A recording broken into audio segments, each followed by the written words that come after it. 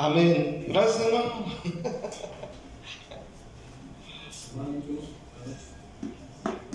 Apocalipsis, vamos a Apocalipsis. Capítulo 3. Amén. Qué bueno que está aquí, el mejor lugar.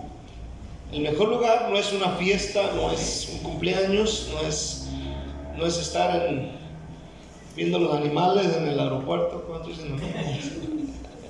El mejor lugar es estar en la iglesia. Gloria al Señor. Amén. Bueno, hemos estado estudiando estos últimos días, ¿verdad? Estos últimos sábados o de estudios. Hemos visto los estudios sobre las 7 iglesias del Apocalipsis. Amén. Hemos visto hasta hace un tiempo atrás, hemos visto 5 iglesias. Hoy vamos por la sexta iglesia, que es la iglesia de Filadelfia. Hay ministerios que se llaman Filadelfia, ¿verdad? Hay iglesias que se llaman Filadelfia. De hecho, hay una ciudad de Estados Unidos que se llama Filadelfia, ¿verdad? Donde se jugó ayer uno de los partidos de los Mundial de Clubes. Amén. Filadelfia. Amén. Y vamos a estudiar un poquito sobre ello, ¿verdad? La ciudad de Filadelfia era la más joven de las 7 iglesias mencionadas en Apocalipsis 2 y 3. Esta iglesia, o esta ciudad más bien dicho, fue fundada por el rey Atalo con doble T, Atalo II. Se dice en el año 189 antes de Cristo. Así que cuando se escribió el libro de Apocalipsis, Filadelfia era una ciudad relativamente joven. Entonces, si nosotros nos vamos al calendario gregoriano, esta ciudad tiene fundada 2000, ¿qué será? 2100, 2200 y tantos años hasta hoy. Entonces, esta iglesia o esta ciudad era víctima, se dice, de constantes y devastadores terremotos. Filadelfia significa amor fraternal. Entonces yo preguntaba por qué se llama esta ciudad, no la iglesia, sino la ciudad, porque se llama Filadelfia, que significa amor fraternal. Esta ciudad se llama así en honor a su fundador, que fue Atalo II, quien tenía una relación muy estrecha con su hermano llamado Eumenes II, que también era rey de Lidia. Entonces, entre estos dos hermanos carnales, que eran reyes de diferentes ciudades, amén, había una estrecha relación de amistad. Usted sabe que normalmente entre hermanos uno está peleado, ¿verdad? Siempre está peleando con los hermanos, amén, de alguna forma, siempre están peleando, pero ellos tenían una amistad muy tremenda, al grado que le ponen a esta ciudad Filadelfia, que significa amor fraternal. Y esta es una de las iglesias a la cual el Señor no le hace ningún reproche. Si tú analizas todas las iglesias desde el capítulo 2 al finalizar con la Odisea en el capítulo 3, a todas tienen algo que reprocharles, pero Filadelfia, amén, no tiene nada que reprocharse. Capítulo 3, versículo 7 dice de esta manera: escribe al ángel, es decir, al pastor, al líder de la iglesia en Filadelfia, esto dice el santo. Veamos cómo se presenta Jesús. Esto dice el santo, el verdadero, el que tiene la llave de David, el que abre y ninguno cierra, y cierra y ninguno abre. Yo conozco tus obras. He aquí he puesto delante de ti una puerta abierta, la cual nadie puede cerrar, porque aunque tienes poca fuerza, has guardado mi palabra y no has negado mi nombre. He aquí yo entrego de la sinagoga de Satanás a los que se dicen ser judíos y no lo son, sino que mienten. He aquí yo haré que vengan y se postren a tus pies y reconozcan que yo te he amado. Versículo 10. Por cuanto has guardado la palabra de mi paciencia, yo también te guardaré de la hora de la prueba que ha de venir sobre el mundo entero, para probar a los que moran sobre la tierra. He aquí yo vengo pronto, retén lo que tienes para que ninguno tome tu corona. Al que venciere yo lo haré columna en el templo de mi Dios, y nunca más saldrá de allí, y escribiré su nombre, y escribiré sobre él el nombre de mi Dios y el nombre de la ciudad de mi Dios, la nueva Jerusalén, la cual desciende del cielo de mi Dios, y mi nombre nuevo. El que tiene oído, oiga lo que el Espíritu dice a las iglesias. Vamos a orar. Padre, te damos gracias. En el nombre de Jesús te pedimos, Señor, la gracia y la revelación de esta enseñanza, de esta palabra. Señor, ayúdanos a entender esta maravillosa palabra de Apocalipsis 3, del 7 al 13. Señor, ayúdanos a comprenderla en su totalidad. En el nombre de Jesús. Amén. El mensaje a Filadelfia. Recordemos que si hace mención de 7 iglesias, no quiere decir que solamente había 7 iglesias en esa área, pero son una de las iglesias principales a las cuales se les escribe, principalmente al pastor. Vamos a ver primeramente, hermano, la presentación de Jesús a esta iglesia. En cada iglesia Jesús se presenta de una forma.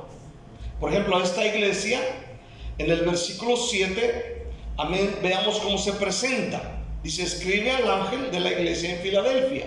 O sea, escríbele al pastor.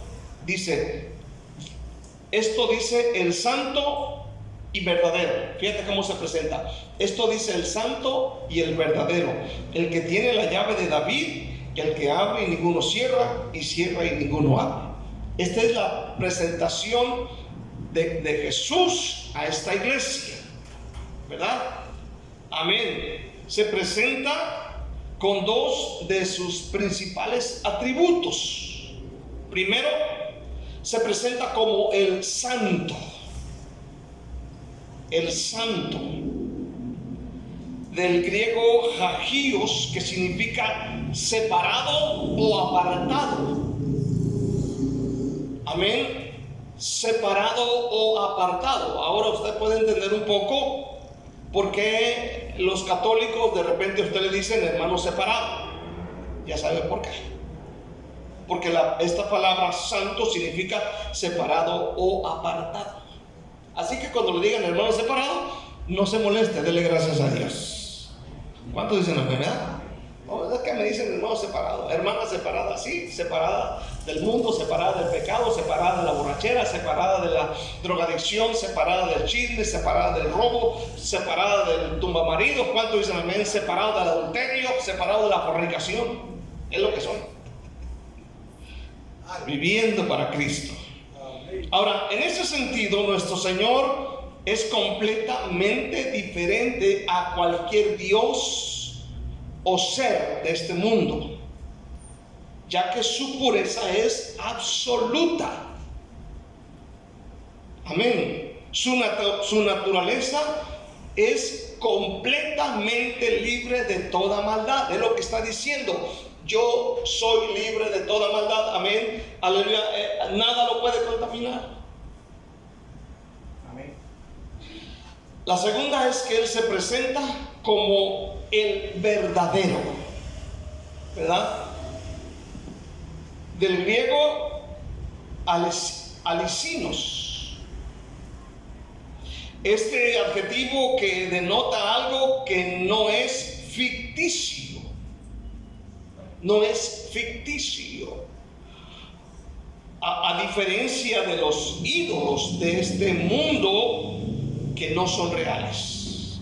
Él se presenta como, número 1, como el santo, ¿verdad? Y 2, como el verdadero. O sea, no soy ficticio, soy verdadero. Entendamos a qué Dios servimos este día. Nuestro Dios es real, es verdadero, y en Él se encuentra la palabra de verdad. Amén. Por eso debemos confiar plenamente en la bendita palabra de Dios. Debemos confiar plenamente en las enseñanzas de la palabra de Dios. No poner en duda, amén, la palabra de Dios. La Biblia nos muestra los fracasos, nos muestra los errores, pero también nos muestra las cosas buenas que hicieron los santos hombres de Dios. Y uno tiene que creer lo que la palabra de Dios nos está diciendo, tal y cual está escrita. ¿Cuánto dicen amén? Sin buscarle, sin quitarle, porque hay de aquel que le quite o le añada. ¿Cuánto dicen amén? Aleluya. La tercera cosa que vemos aquí es que Él se presenta como el que tiene la llave de David. La llave de David. Es decir, el que abre de manera que nadie puede cerrar, y cierra donde nadie puede abrir. Tremendo, ¿no? Amén. Aleluya.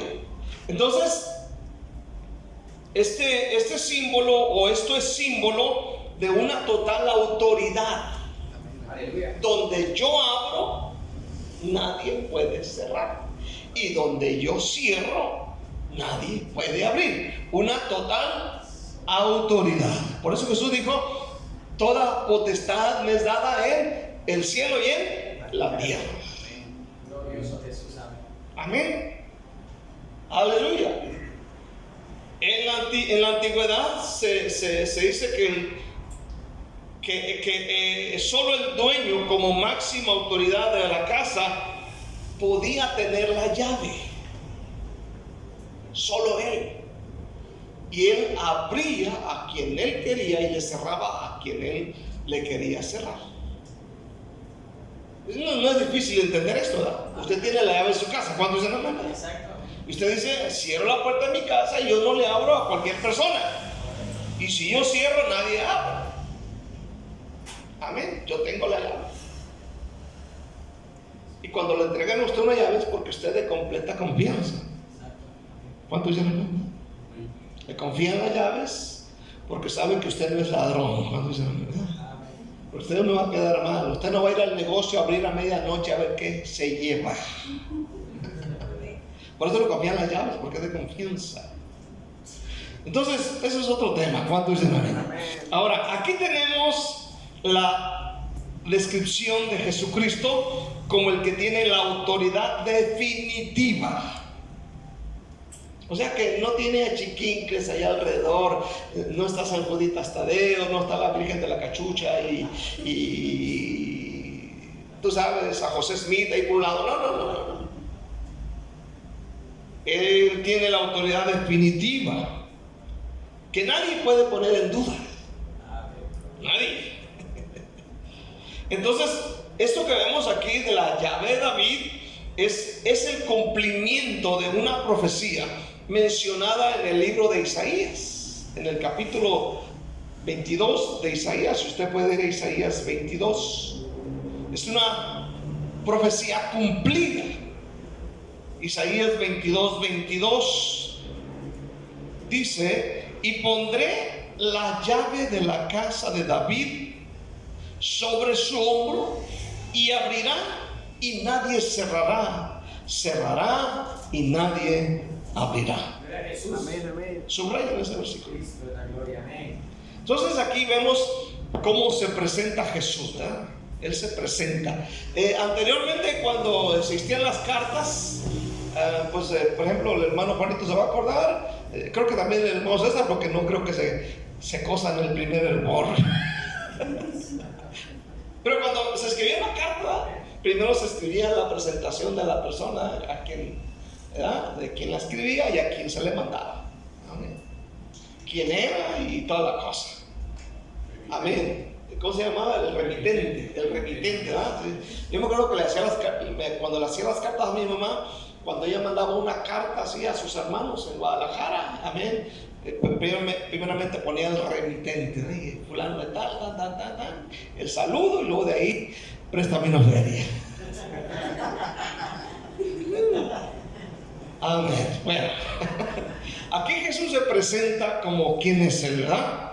Número 2, habla de una puerta abierta que nadie puede cerrar. Le dice a esta iglesia: yo te he abierto una puerta, ¿verdad? Le dice en el versículo 8 del texto de Apocalipsis. Dice, aleluya, yo conozco tus obras, he aquí he puesto delante de ti una puerta abierta, la cual nadie puede cerrar, porque aunque tienes poca fuerza, has guardado mi palabra y no has negado mi nombre. Ahora vamos a detenernos un poco, ¿verdad? Aquí en este versículo el Señor le hace saber a la iglesia que Él conoce sus obras. No dice específicamente qué obras, pero no hay reproche, ¿verdad? No dice son malas o no las he visto perfectas, como lo que sucedió con la iglesia de Tiatira y otras iglesias. Pero le dice: yo conozco tus obras, lo que haces, cómo lo haces, y no hay ningún reproche, lo cual quiere decir que lo que están haciendo, aleluya, es agradable delante de Él. Amén. Además, le dice que Él ha puesto una puerta abierta, la cual nadie puede cerrar. Fíjese bien, cuando uno habla de puertas abiertas en esta tierra, pues te imaginas una puerta abierta para un trabajo, una puerta abierta, amén, para que los niños o los hijos vayan a estudiar a otro país, o se me abrió una oportunidad de un negocio, de un nuevo trabajo, de algo. Cuando hablamos de puertas, ¿cuántos dicen amén? Pero en este caso no está hablando de puertas de bendición y tú sabes lo que hoy se escucha, que portales abiertos y que no sé qué tanto rollo se avienta el mundo religioso. Aleluya. Aquí está hablando de una puerta especial, es decir, esta puerta abierta es una actividad para que la obra misionera, para la obra misionera que la iglesia estaba realizando. Amén. No está diciendo te abrí una puerta para un negocio, una puerta para que estudies inglés, ¿verdad? Amén. Un curso intensivo, amén, de follow me to Misco,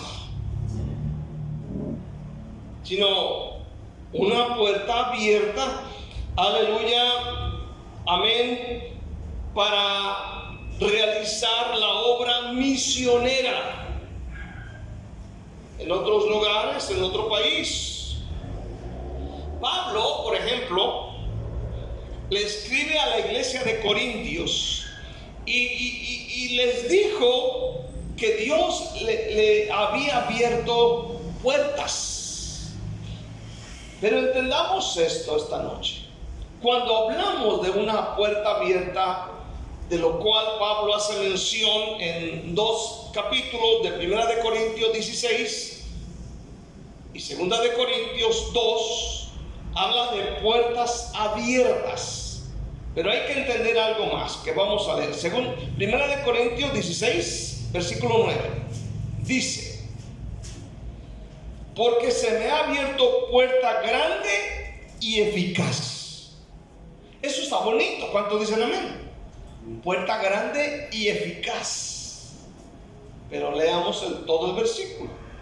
Y muchos son los adversarios. Amén.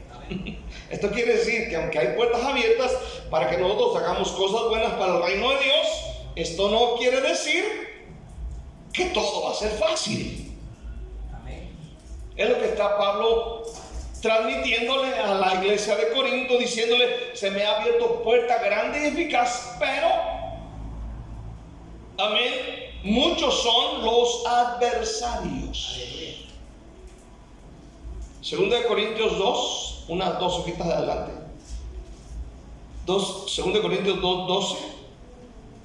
Dice: cuando llegué a Troas para predicar el evangelio de Cristo, aunque se me abrió puerta en el Señor, ¿qué más dice? No tuve reposo en mi espíritu por no haber hallado a mi hermano Tito. Así, despidiéndome de ellos, partí para Macedonia. Otra vez hace mención de una puerta abierta, pero habla aquí que él no tiene paz en su espíritu.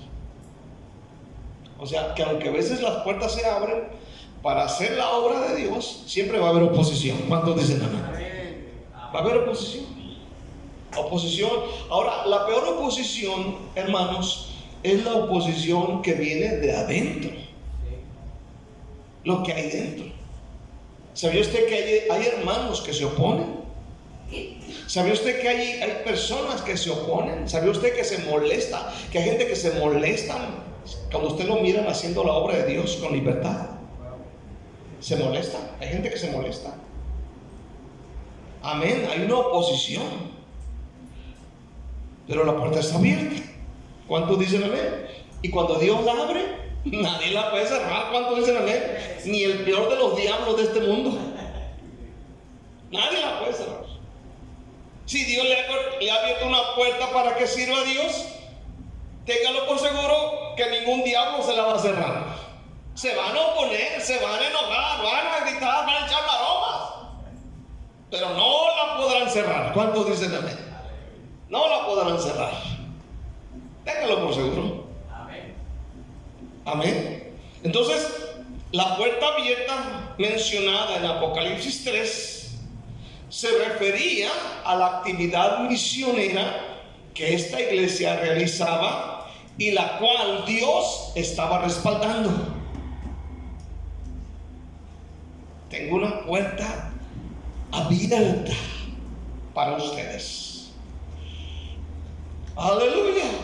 Qué bendición. ¿Cuántos dicen un fuerte amén? ¿Verdad? Aleluya. Amén. Entonces, dice, esta puerta la cual nadie puede cerrar. Esto es tremendo, gloria al Señor. Esto me gusta. ¿Cuántos dicen amén este día? Esto está maravilloso, gloria al Señor. Hermano, aleluya, todos estamos llamados a ir por todo el mundo a predicar el evangelio. Y por esa razón, óigalo bien, debemos pedirle a Dios que nos abra puertas para que prediquemos su palabra. Una de nuestras oraciones debe ser esa: Señor, ábreme puertas para que yo predique tu palabra. No solamente esté diciendo, Señor, ábreme puertas para un trabajo, ábreme puertas para que tenga dinero.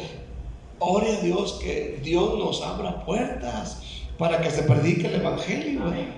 Que de repente pueda surgir incluso una familia de por allá, de aquel lado, que le digan, oye, podrás ir a mi casa a hacer un estudio de la palabra de Dios. O que alguien de alguna aldea nos diga, hermano, podrán ir a predicar a mi aldea, o a mi pueblo, o a mi ciudad. Uno tiene que orar también para que se nos abran puertas para extender el reino de Dios. Aquí mismo Jesús elogia a esta iglesia por sus buenas cualidades. Y la primera es que le dijo, tienes poca fuerza. ¿Verdad? Tienes poca fuerza. Dice el versículo 8, porque aunque tienes poca fuerza. Somos débiles muchas veces.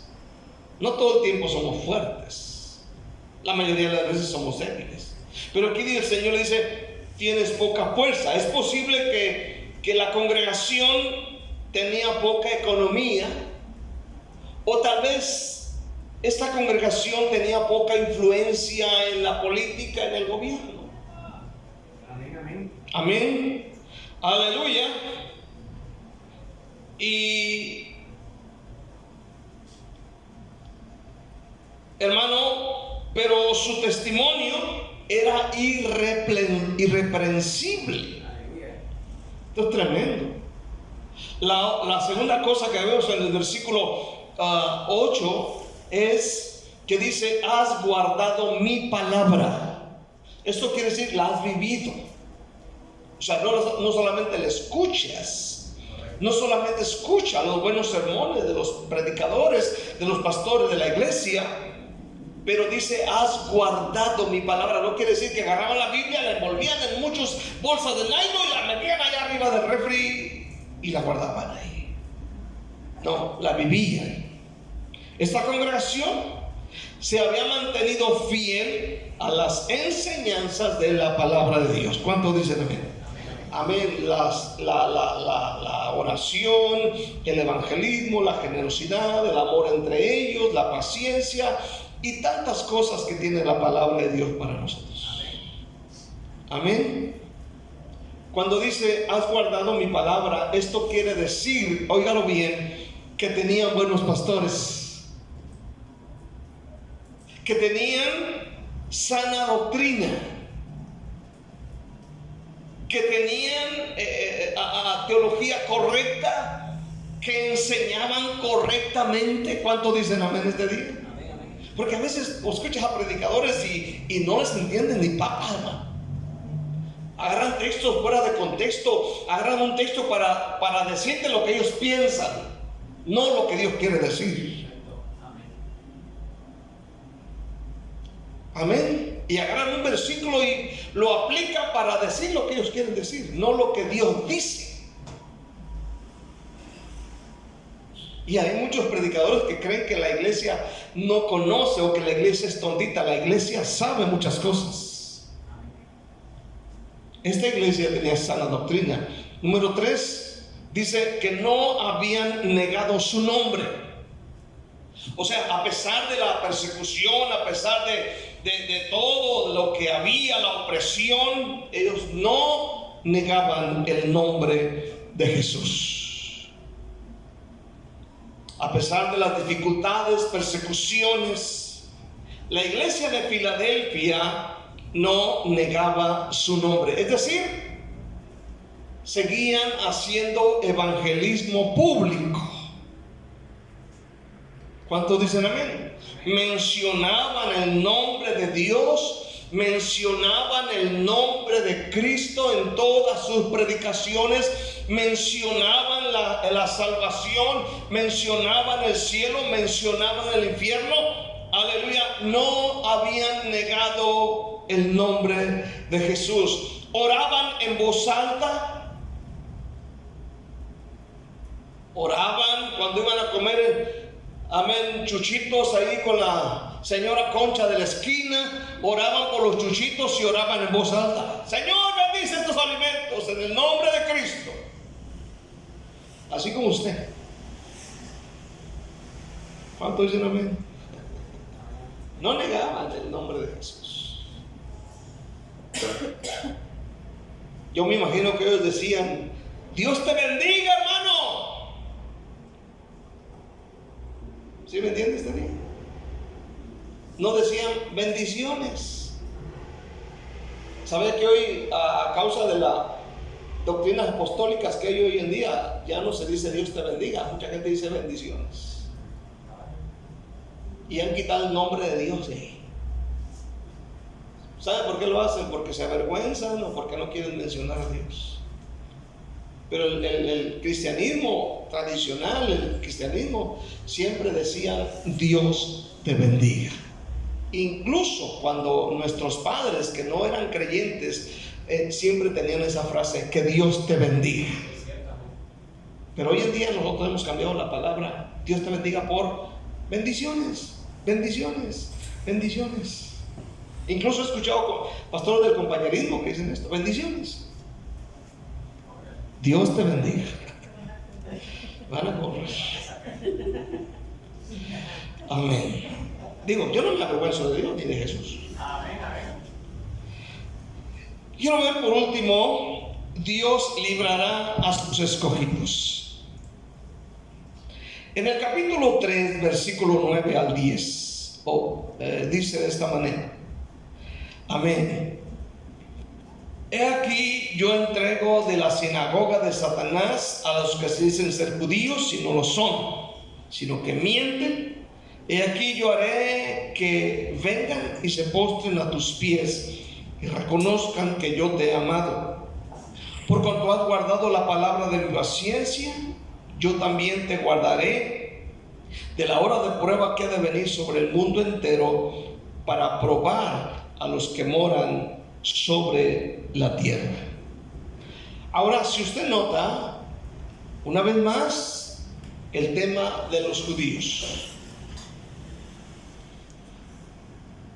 Una vez más, el tema de los judíos se presentan como le pasó a la iglesia de Esmirna.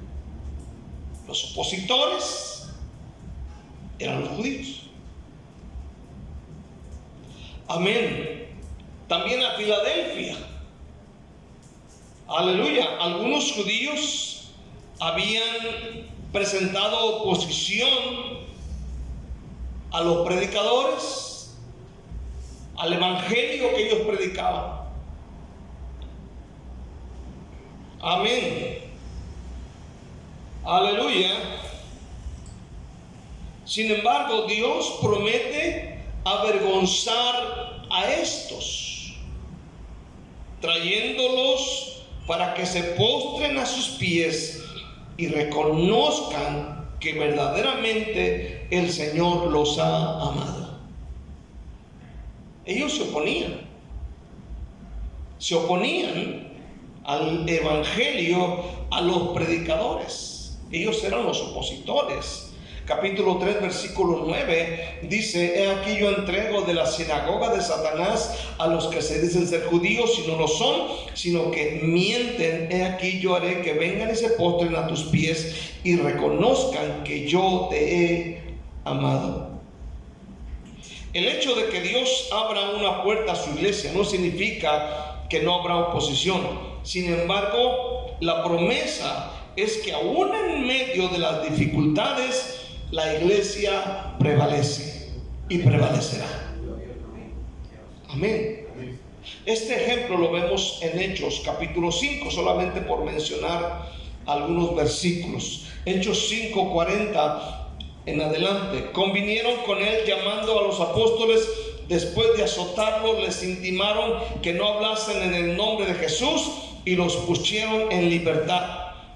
Y ellos salieron de la presencia del concilio gozosos de haber sido tenidos por dignos de padecer afrenta por causa del nombre. Y todos los días en el templo y por las casas no cesaban de enseñar y predicar a Jesucristo. Había oposición, pero la obra de Dios no la podían detener, porque Dios había abierto las puertas. Lo mismo pasaba con Filadelfia, y fue en medio de esta dificultad que la iglesia creció, porque Cristo les había abierto una puerta grande.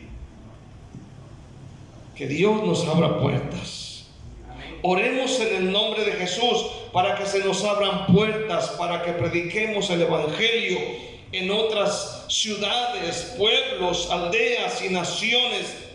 Hermano, es el deseo, o debe de ser el deseo de cada pastor y de cada creyente en cada iglesia, que se abran puertas, que se abran puertas. Oremos. ¿Cuántos dicen amén? Amén. Que se abran puertas. Vamos a concluir. Vamos a ver la promesa para esta iglesia. La promesa siempre es buena, es bonita. A cada congregación, si usted se fija, por muy mal que sea, siempre el Señor le promete algo y le promete grandes bendiciones. ¿Cuáles son las promesas? Versículo 11 dice: he aquí yo vengo pronto, retén lo que tienes para que ninguno tome tu corona. Al que venciere, yo lo haré columna en el templo de mi Dios, y nunca más saldrá de allí. Y escribiré sobre él el nombre de mi Dios y el nombre de la ciudad de mi Dios, la nueva Jerusalén, la cual desciende del cielo de mi Dios, y mi nombre nuevo. El que tiene oído, oiga lo que el Espíritu dice a las iglesias.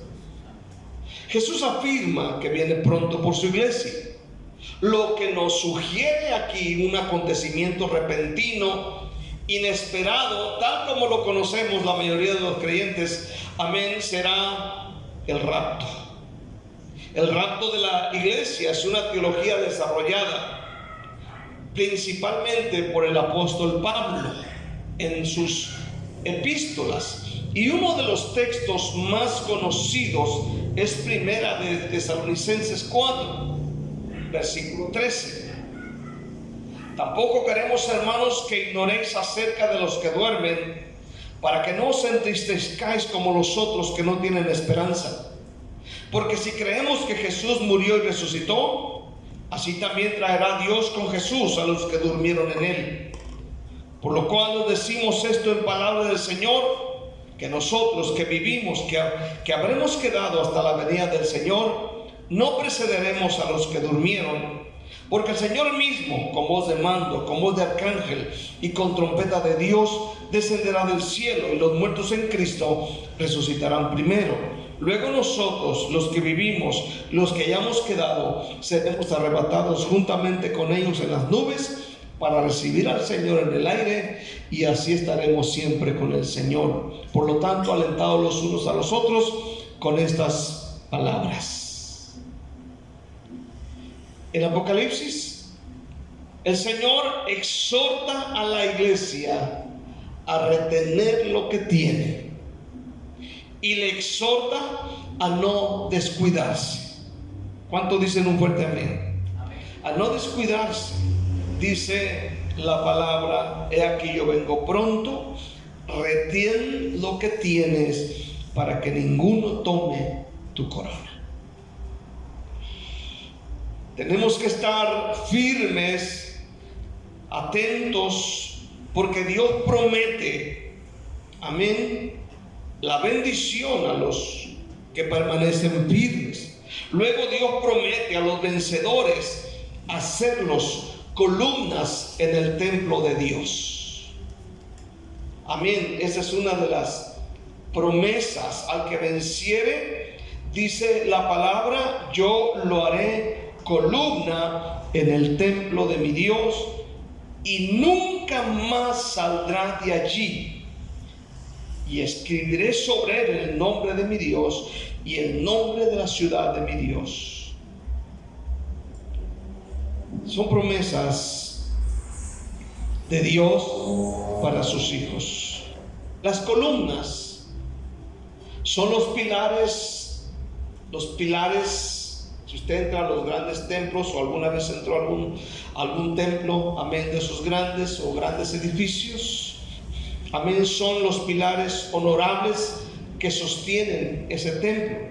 Jesús promete convertir a cada cristiano vencedor en un pilar principal del templo de su Dios, y nunca saldrá de allí, y tendrá comunión eterna con Dios. Cuando nosotros leemos, escribiré en el versículo 12, escribiré sobre él el nombre de mi Dios y el nombre de la ciudad de mi Dios.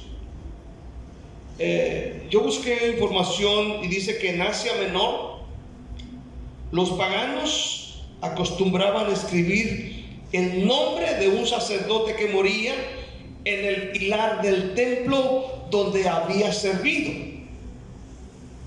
Y dice: de igual manera el Señor promete escribir nuestros nombres, amén, en la ciudad de Dios. Y no solo eso, sino también Cristo promete revelar un nombre nuevo, el cual simboliza la revelación plena de su carácter divino.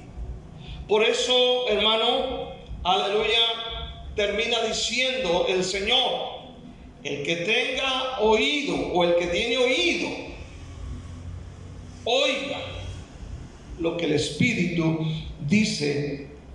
Y me impresiona o me llama la atención que no dice la iglesia, sino a las iglesias. Amén. Entonces, el que tiene oído oiga lo que el Espíritu dice a las iglesias. Es decir, prestémosle mucha atención a lo que Dios te dice y a lo que Dios promete. ¿Cuántos dicen amén? Prestarle mucha atención a lo que Dios nos está hablando. Y esto es lo que Dios le habla a esta iglesia de Filadelfia. Es una de las iglesias a las cuales el Señor no les reprocha absolutamente nada. Amén. Yo creo que es la clase de iglesia que Dios espera que seamos. ¿Cuántos dicen amén? Que lleguemos a ese nivel, que seamos de ese calibre. Amén. Que todo lo que hagamos, lo hagamos con amor, lo hagamos para Él. Aleluya. Y que lo que hagamos sea agradable delante de sus ojos. ¿Cuántos dicen amén? Que no lo hagamos para quedar bien con la gente. Lo hagamos para quedar bien con aquel que derramó su sangre en la cruz del Calvario. ¿Cuántos dicen amén este día? Denle un aplauso fuerte al Señor en esta hermosa noche. Dele gracias en el nombre de Jesús. Amén y amén. Filadelfia.